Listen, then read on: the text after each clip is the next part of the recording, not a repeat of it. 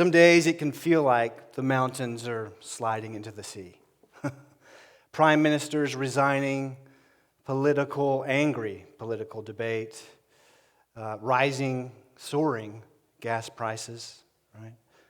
A looming recession, crazy summer family schedules, strained relationships, dashed hopes. Where do you look for help when it feels like the mountains are falling into the sea? Where do you look? Psalm 46 gives us 3 images of divine help: a shelter, a river, and an altar.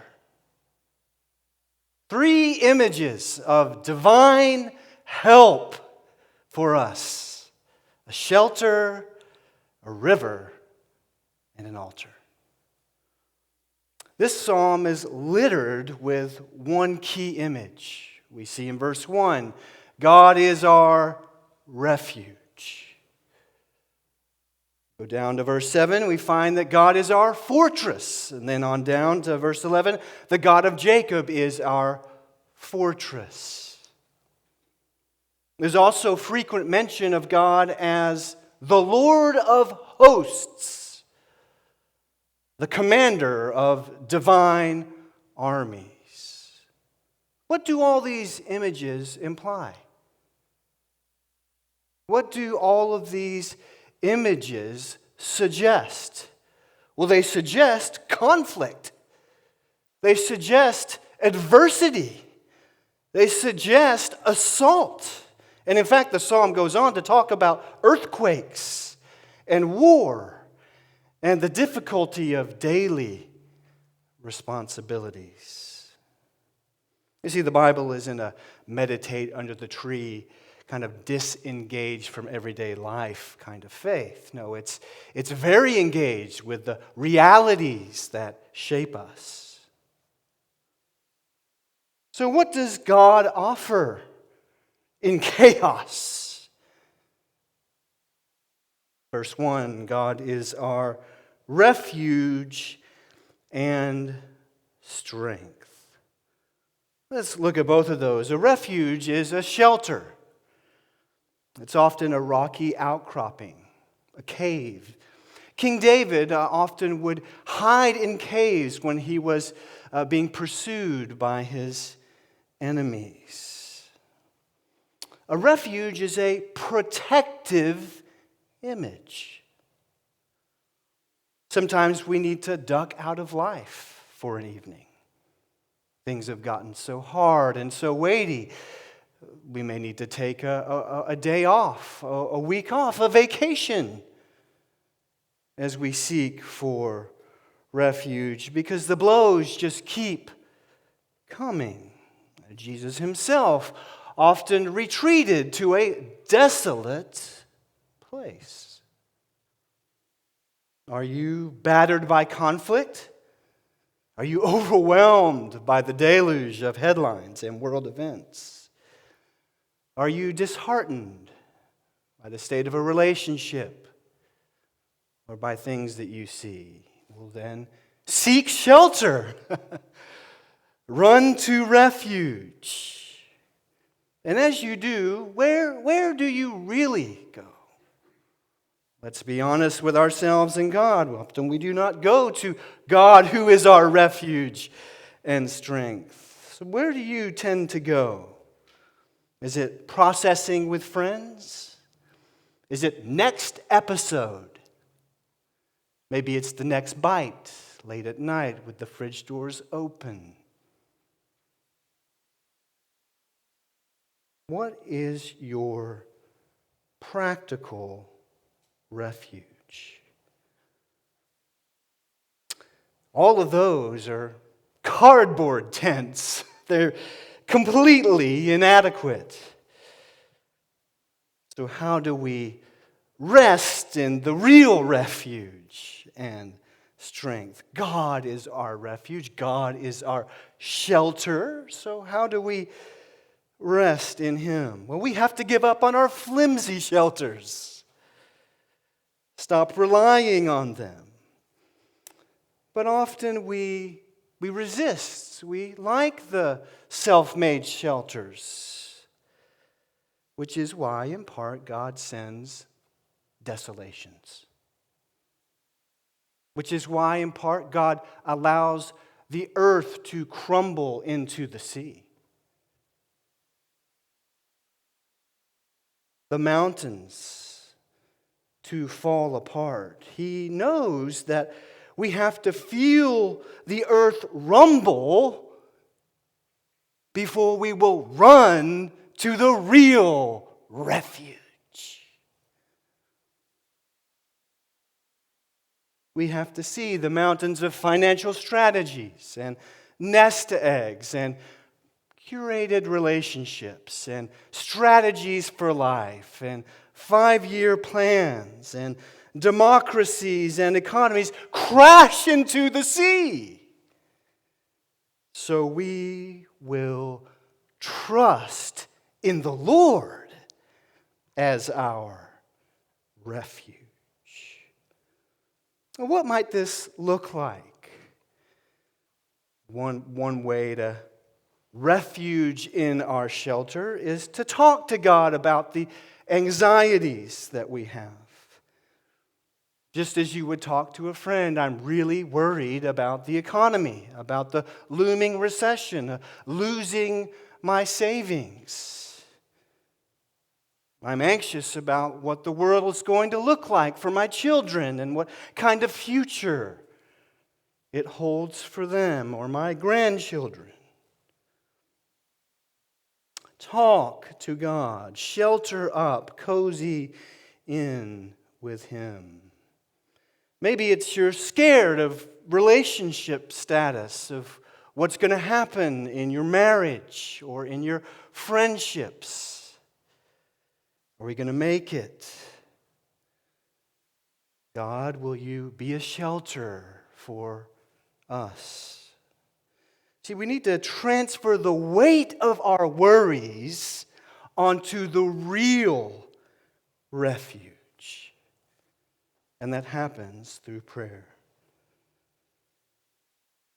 Now, if we shelter in God, will He meet all of our needs?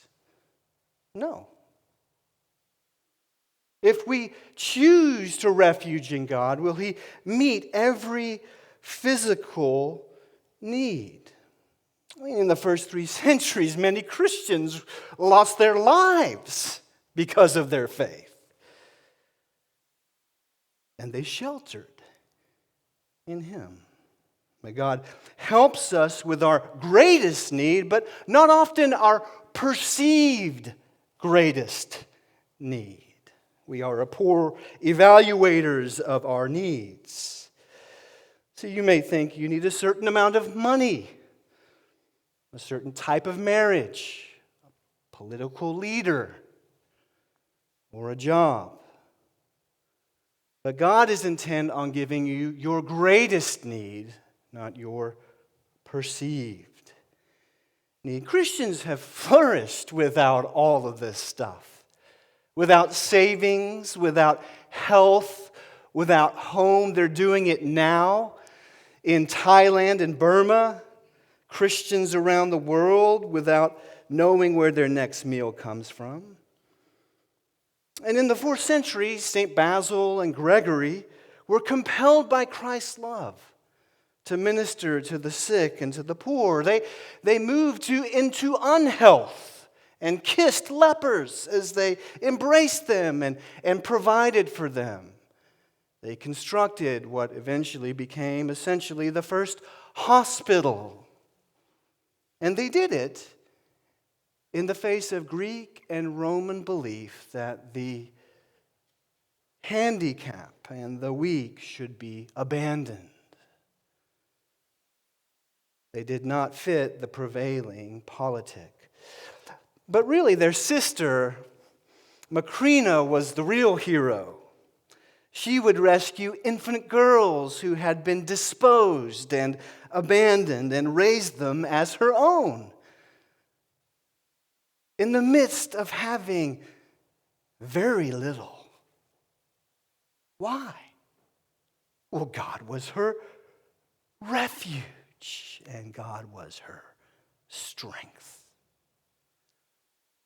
Let's think about strength. What is strength? Strength is stamina. A lot of strength images today might come to mind from a gym, getting really buff and getting those mirror muscles that are kind of useless. But real strength is to do stuff. It's to persevere. It's to work hard. It's to fight the fight. We shelter in God to receive strength and then step out into His mission. The text says that God is a very present help in trouble. A very present help in trouble. The word help is associated with war, as a divine warrior helps Israel. It's also used of Eve, the helper that would fight with Adam. But here we see God as the divine warrior helping and fighting beside His people. He is constantly with you. Well, that can be said about nobody. Not our parents, not our kids, not our spouses, not our best friends, not our loved ones, but God, the great refuge and strength, is always with you and fighting for you. He says it's a very present help. It's a superlative. It's immensely helpful and always available. The great refuge that is our strength. It would be foolish to look to ones that are not always available and always with us. A very present help. Not in comfort, but in trouble. Tim Shorey has dealt with constant headaches for 30 years. Can you imagine? 6.5 out of 10 pain scale, day after day after day. 12,000 days of pain, he has calculated. And during this time, he has preached, he has counseled, he has planted churches, he has written books and blog posts. And he comments, "My headache has probably preached more of God than anything else in my ministry." His headache, his pain. Well, how is that? Well, when people in his church or people that know his story have a headache, they remember how God has sustained Tim in his persistent 6.5 plus headaches. And they remember God is a refuge and strength.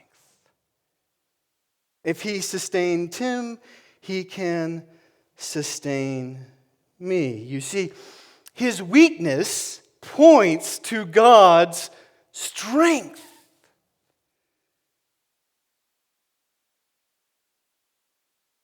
What about you?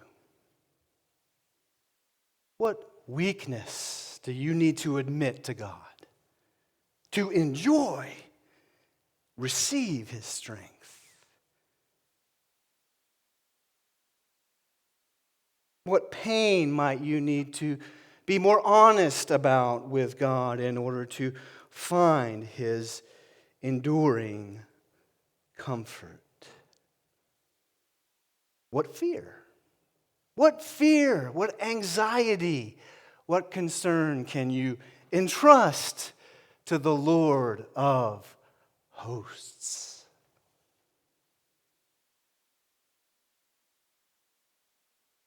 Martin Luther was inspired by this psalm to write, "A mighty fortress is our God. Let goods and kindred go, this mortal life also. The body they may kill, but God's truth abideth still. His kingdom is forever. Is the divine refuge enough for you? Is the eternal truth of God's pledged and constant presence enough for you? His kingdom is forever. Verse 3, Selah. It means pause. So let's pause. Let's let this sink in. What flimsy housing do you need to exchange for God's shelter and strength?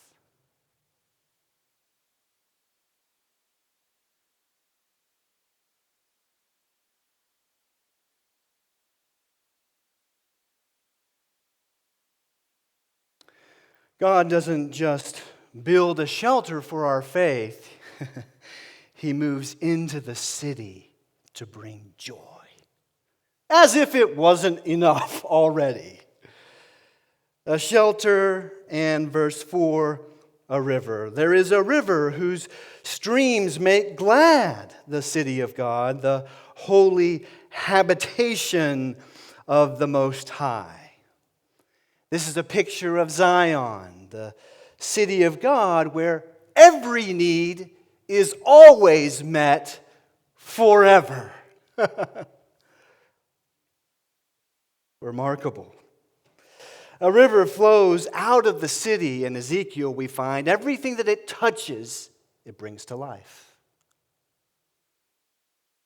In Revelation, we see this stream, this river, waters the tree of life, whose leaves are for the healing of the nations. And if you trace this river back to the headwaters, you reach a throne. Revelation 22, the water of life, bright as crystal, flowing from the throne of God and of the Lamb. What's the river doing? It's giving life. It's giving healing. It's imparting joy. Well, how is it doing that? Well, what's at the head of the river? God and the Lamb. You see, Christ is not an enhancement to your life. He is your life. Life flows from Him. God doesn't just stay on the outside giving us shelter and strength. He moves inside to give us life and joy. So how do we receive this crystal joy? Verse 17, and let the one who is thirsty come. Let the one who desires take the water of life without price. You have to come to be satisfied. You have to cup your hands and dip them into the crystal fountain of life. We have to take the water without price. Where are your hands cupped?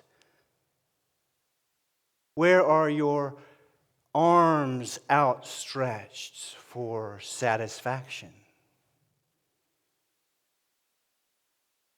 What do you look to quench your thirst? This week, our staff had a conversation about our desire for God, our taking and our coming. One person confessed he used to read and pray in the evenings to draw near to God, but now he cups his hand before the screen. Arms outstretched to games and shows and shopping, not dipped into the crystal river. Another person confessed settling for just knowing things about God, but not really knowing God himself. You know, being able to sort it out with the abortion debate. You know, able to kind of navigate the sovereignty of God. Able to refute nationalism, have a good answer for racism, but not kneeling before God and the Lamb. You see, it's until we come and kneel that our thirst is not quenched. We all agreed we want God more. So what do we do? 3 quick thoughts to have your thirst quenched. First, confess your lesser fountains. Don't ignore them. Don't pretend like they're not there. And don't try to just get rid of them by yourself. Confess them as sins to God. Confess your lesser fountains. Tell him you're sorry for seeking satisfaction in all these lesser places instead of at the crystal river of light and joy. Second, ask for new desire. It's funny how we often don't think to do that. We try to marshal up fresh affection for God, try to double down in worship for God. But we need to ask. All things are from him, through him, and to him, including desire for him. Notice in the text, it's the thirsty that are satisfied. It is those that desire that are delighted by the river. Third, take water without price. Confess, ask, take. Cat, if you will, if you need some help this week. Confess, ask, and take the water without price. As we were having this conversation in our staff meeting, we took great encouragement from John Owen, a Puritan who urges Christians to ask God repeatedly for mercy. Some of us get tired very quickly in asking for new desires for him. We need to ask repeatedly to be thirsty. It means asking more than once. And in this 100-degree heat, I can get awfully dehydrated and kind of feel weak. And then finally it occurs to me, maybe I should drink some water. And then I go back to the tap and I drink and drink and drink until I am satisfied. It may take some time to be satisfied, but keep on coming. And finally, we should all know that we cannot purchase this joy. It's not for sale, as so many things are in life. This joy is free. So don't count your comings. Don't have a spreadsheet for how you're performing. Just come and take from God. He will satisfy you. But you should know that just because it's free, there's not a cost. I mean, there is a cost. The thirst-quenching river flows from God and what? The Lamb. The Lamb who was slain for our corrupt thirst, for our indifferent longings, for our broken desires, our misplaced thirst. So don't treat this offer with triviality. Don't cheapen this incredible offer. But also know he doesn't hold the cost over your head. He just says, come and take. To the thirsty, I will give from the spring of water of life without payment. Will you come? Will you take? Selah.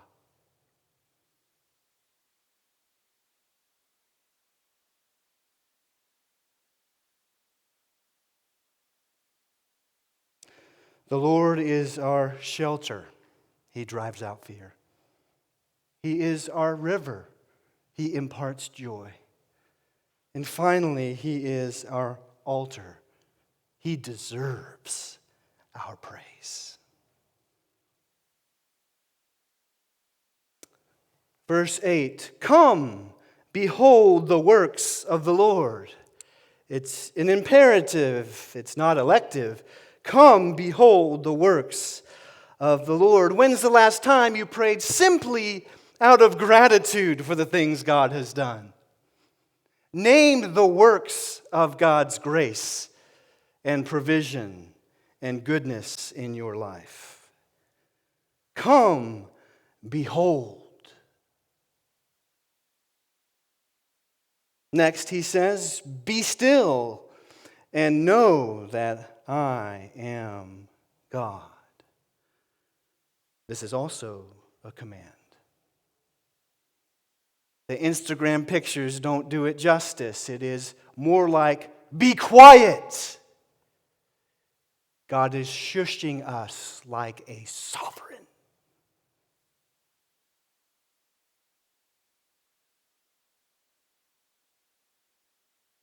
Why should we be still? Why should we be quiet? Well, because He brings desolations. Because He does great works. Because He is a shelter, a river, and an altar at which we worship. So be still. We recently returned from London, where one morning we bustled over from Westminster Chapel to Buckingham Palace. And we waited, and waited, and waited, until we saw the royal guard marching lockstep down the road to change with guards at Buckingham Palace. In hushed voices, we marveled at their presence, their authority, the power that they resembled, and then captured their greatness with our iPhones. That's just the British Royal Guard. Lucky if they live 60, 70 years. We know the Lord of hosts. His kingdom is forever.